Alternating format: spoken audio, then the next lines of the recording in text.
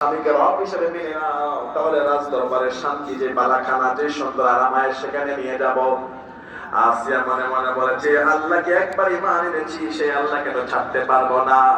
আল্লাহ পাক রব্বুল আলামিন ফেরেশতাদেরকে ডাক দিয়ে বলে, ফেরেশতারা দেরি করো না, আমার আসিয়া প্রচন্ড রোদের মধ্যে কষ্ট পাচ্ছে।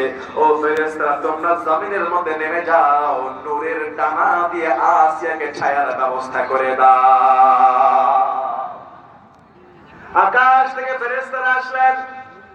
দুনিয়াতে দেখা যায় তাকে প্রচন্ড রোদের মধ্যে রাখা হয়েছে, উপরে কোনো গাছের ছায়া নাই, মেঘের ছায়া নাই, দালানের ছায়া নাই, কোনো কিছু সামিয়ানা নাই।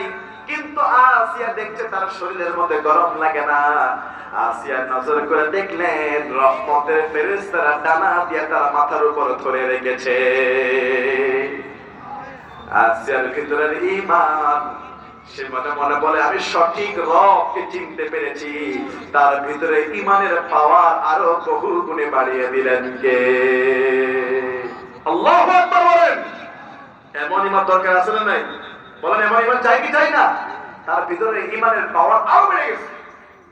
ফেরাউন বলতেছে বুঝছি ওকে এই রোদের আলোর শাস্তিতে কাজ হবে না।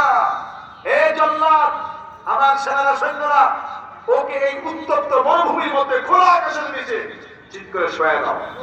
চিৎ করে শোয়া দিয়ে তার চার হাতের মধ্যে, চার হাত পায়ে, দুই হাতের তালুতে দুইটা, দুই পায়ের উপরে দুইটা পেরেক মেরে দাও। পেরেক চিনেন আপনারা? এটাকে কি বলে দেশে? হ্যাঁ, জরাই। জরাই চিনেন? আচ্ছা বলেন ভাই, চার হাত পা তো অনেক দূরে থাক, ভিতরে ঢুকানো দূরে থেকে একটা জরায়ের খোঁচা খাইনি তো রক্ত বেরোলে কত কষ্ট? কথা বলে না। জরায়ের যদি একটা খোঁচা খায় অনেক কষ্ট লাগবে না? ফেরাউন বলল তার স্ত্রীকে শোয়া দাও, চার হাত পা মেলে হাতের তালু দিয়ে জরায়ে ঢুকায়া জমিনের মধ্যে মেরে দাও। দুই হাতে দুইটা মারল, দুই পায়ে